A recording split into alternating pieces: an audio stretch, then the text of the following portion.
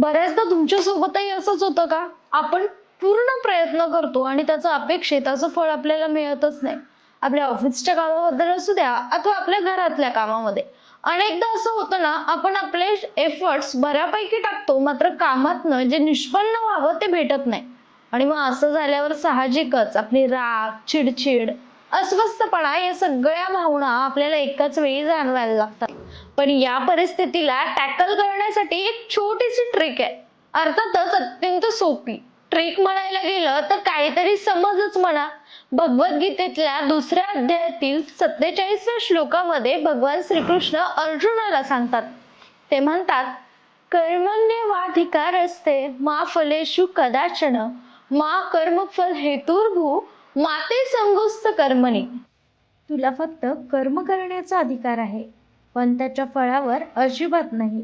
कर्माचा हेतू फळासाठी असू नये आणि तू कर्म न करण्याचा विचारही करू नकोस.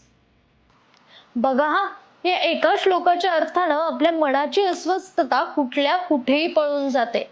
बऱ्याचदा आपल्याला येणारं टेन्शन हे यामुळेही असतं कारण आपण त्या कामाप्रती काही अपेक्षा ठेवलेल्या असतात. जसं ऑफिसमध्ये हे काम पूर्ण झालं की प्रमोशन भेटेल. शेतकरी शेतात राबतो तेव्हा पावसाची अपेक्षा त्याला असते, पण तो नुसतंच आभाळाकडे बघत बसत नाही. त्यासाठी तो स्वतः कर्म करत असतो.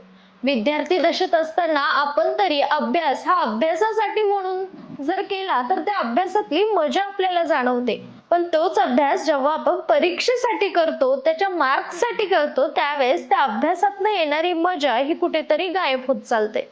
याच तत्वावर चालणारी अनेक महापुरुषांची उदाहरणेही आपल्याला देता येईल.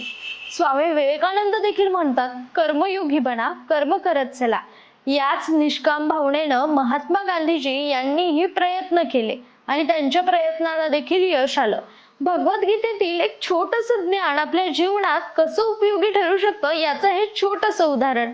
तुम्हाला हे कसं वाटलं कमेंटच्या माध्यमातून नक्की कळवा आणि अशाच व्हिडिओ बघण्यासाठी आमच्या YouTube चॅनलला नक्की सबस्क्राईब करा.